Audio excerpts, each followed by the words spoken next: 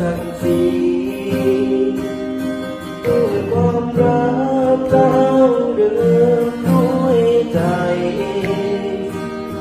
จากความรักที่เรามีให้หากว่าเรามีกำลังใจให้กันเราจะเดินตามทางแห่งฝัน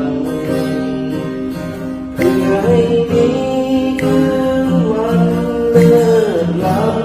ำเราจะยืนเคียงข้างไปไม่หยุดยั้งเพราะเราคือราศีอยู่ในเต็นเราจูงมือกันก้าวไป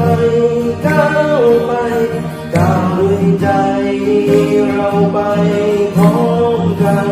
ทางเดินตามทางลูกนั้นที่ผูกพันเราจะเคียงข้างกันตลอดไป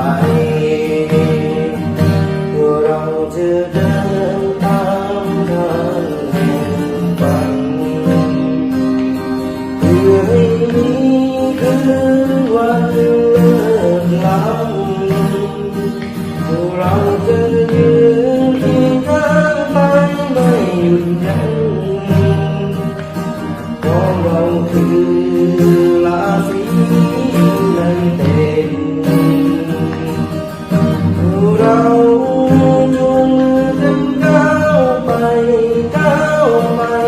ก้าวด้วยใจเราไปพร้อมกันหากเดินตามทางลูกนั้นที่ผูกพันเราจะเคียงข้างกันตลอดไปเพราะเราคือราศีสลายอยู่ในเทพวกเรากองเชียร์